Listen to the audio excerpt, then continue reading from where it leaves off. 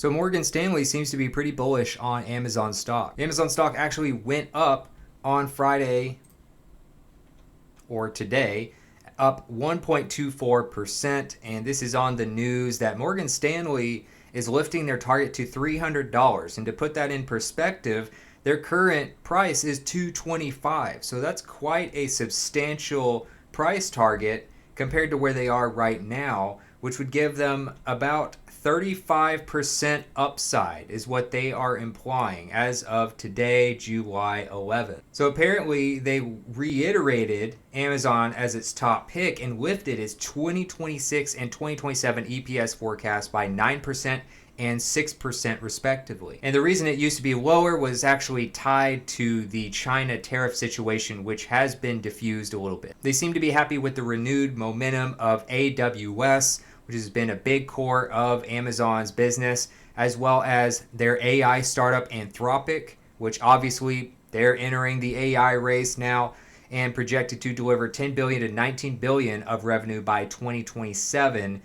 And they also have a resilient core cloud demand and supply constraints. They also have a resilient core cloud demand amid supply constraints. And it seems that AWS is actually gaining share from rivals. We've also had Evercore analysts comment on Amazon recently as well. Today, Mark. Not today. It's about the retail business. It's about Prime. I think this is the 11th annual Prime Day, and it's a 4-day extravaganza, as you mentioned. Kelly, there's some good savings, at least that I've seen. You can get $50 off that Aura ring and $100 off that Weber grill, so you can know how you feel when you're grilling. There's a lot of savings there. I know how I feel when I'm grilling. I know the temperature is definitely up for both me and the grill during those periods.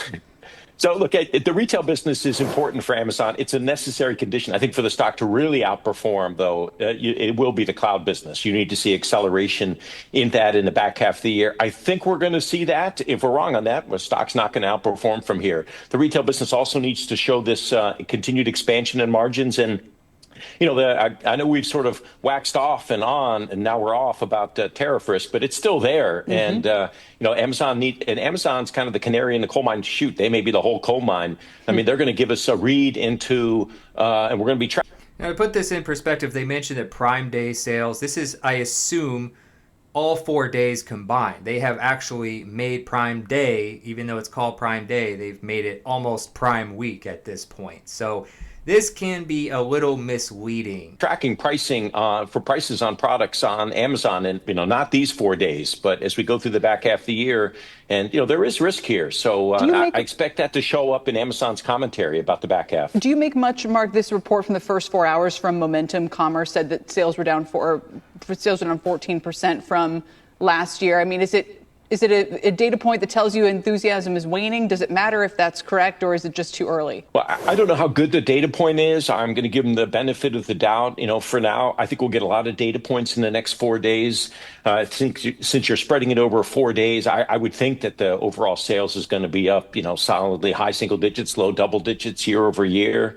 Probably a little bit faster. Maybe it's more like 20% versus the kind of 10% growth that Amazon's retail sales is growing. So, yeah, it sounds like it may be off to a slow start. There are 4 days, however, here, and it's Amazon, and you're going to get a lot of promotions on there. I would expect this to do relatively well for the company. Quickly on tariffs. So a little more of a cautious sentiment from Evercore's analyst here.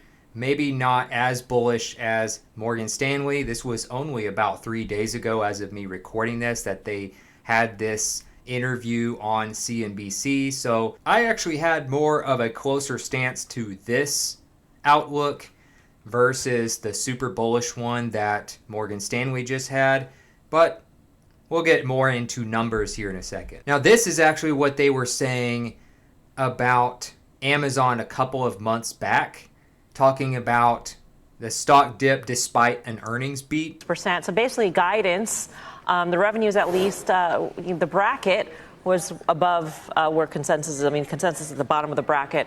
But there's a big asterisk here with this guidance. So now, to be fair, before we get into this, they're talking about a dip after their earnings call. But they're still up 25% over the past 3 months. And they're talking about kind of what their concerns were a couple months ago. We can kind of compare them to where what analysts are saying now. It's the second quarter operating income guidance, which was 13 billion to 17.5, and the street was at 17.6. So that ratcheted things down. Okay, that's fine. But then you look at the quarter itself, 11.8% operating margins. I mean, that's pretty extraordinary, I think. The street was looking for 11.3. It's up from 10.7 a year ago. I mean, these are all good numbers. Yeah, you can nitpick here without question, and maybe cloud disappointed a little bit, but I think you hit the nail on the head. I think that guide is giving people a little bit of a concern. And drilling into that margin, operating income margin at AWS beat at Street, I think, by 350. So as he said, literally, it's the guidance that was kind of giving people a concern leading to the dip a couple months back. Not necessarily their actual core numbers for the quarter. Because their AWS, for instance, their quarter one revenue, as you can see, was up 17%. 50 basis points. So this profitable part of the business that we all know, some people say you get e-commerce for free, is part of the story. I think it just gets into, Amazon has always had some cyclicality to it, and I feel like that's a term I know I've been using this week on Fast Money, because I do think it's very important when we think about a week when we've digested not some great macro and we're trying to contemplate what's really going on in addition to tariffs. And I think in the case of Amazon, that's part of the story here. I do think that the e-commerce business, it's a secular trend. It's their business to control and dominate, I think. I mean, Walmart would say something different, but I think on AWS, again, growing cloud, and then they had this marketing business. So, I mean, I like it. I like it relative to itself on valuation. I think you have plenty of headlines that don't look great for Amazon, but I think in the medium term, you love this stock. So even then, even in the medium term, they still liked this stock even after the dip, even though they beat on earnings. So let's look at some of the ways Amazon actually makes their money. We all know their retail sales, but that's not all they do. That's just one part of it. That's a huge part of it, and they dominate retail. You know, like he said, Walmart might have some things to say about that, but Amazon dominates retail. We all know it. Amazon Web Services is AWS. That's their cloud computing business. It's a huge part of their growth over the past decade or so. Subscription services, of course, have Amazon Prime. They have Kindle Unlimited. You know, they originally started as a book sales company and then branched out into all this other retail stuff and AWS. And they have some other things as well, advertising services, selling software, other small offerings. Apparently they're getting involved in ride sharing and building autonomous vehicles as well. So year to date, they're up only 2.18%, which is obviously not great. It's big. It's basically just a V. They had a huge dip around April, which a lot of companies did. They basically were trending down as all of the talks of tariffs were going on with the new administration in the United States. But over the past full year, up 15.37%. Over the past 5 years, up 40.64%. So it's underperforming the S&P 500 over the past 5 years. You hate to see that. Obviously, this could turn around. Amazon could outperform the S&P 500 in the coming years because, as we always talk about, past performance doesn't equal future trends. But if you look at their PE ratio here, it's a little bit high, but for a tech company, if they had really good returns, 36.7 would not be that bad.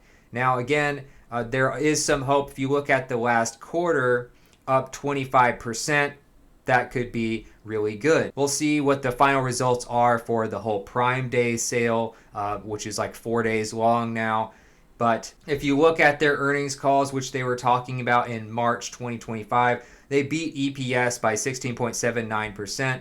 Revenue, they beat by 0.35%, so not by too much, but they still beat. And year over year, quarterly financials were looking really good. If you look at assets versus liabilities, you're just under a 2-to-1 ratio there. Not too bad. And then if you look at price to book, could be worse. Price to book obviously can range quite a bit, especially for tech companies, but I've seen quite a bit higher than this from other companies I've recently looked at. If you look at the forward PEG ratio by NASDAQ, they actually have a 1.67. So usually over 1 is a little bit overvalued and under 1 is undervalued, but that's not that much over a 1, so it might be fairly valued. It might not be where Morgan Stanley thinks it should be because, again, of how bullish they are, but this could turn around. Now, we've also been over the last quarter. We've already gone over year to date, the past year and the past 5 years.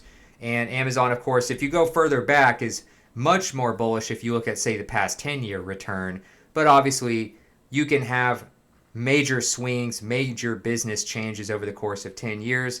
So that's why I'm not going to spend much time on that in this video. Now, as far as what hedge funds think of Amazon after the first quarter of 2025, they had a 78% sell score, 22% were buying based on the Q1 results. So not the greatest sign of belief in Amazon.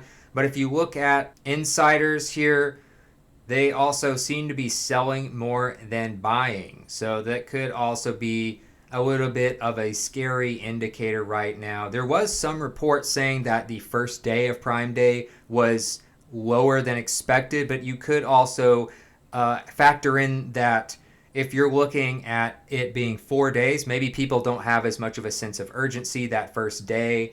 And it could also be a trend of the economy and not just Amazon themselves as well. But somewhat concerning when you look at what hedge funds and insiders are doing. But if you look at analyst scores, that's the thing. 97.2% of 71 analysts, which is a lot, give them a buy score, and 2.8% give them a hold score. So what analysts seem to be pretty bullish. You see hedge funds and insiders kind of doing the opposite, which we'll see how Q2 looks from hedge funds. That's going to be really interesting. But they beat on earnings pretty much every single quarter over the last couple of years, which is a good sign. So mainly they're up today, looks like because of analysts like Morgan Stanley really raising that target price by quite a bit. Again, up to 300 when they're only at 225 right now. But why hasn't Amazon given us great returns over the past 5 years compared to, say, the S&P 500, where you would be way more diversified and actually earning like 90 to 100% over the last 5 years. So Amazon is below their all-time high. Like if you look at their all-time high, they are still below that. Their all-time high was around 237. And they're at 225 right now. So do you believe that maybe we're coming out of a dip for Amazon? Do you believe that they're going to hit an all-time high?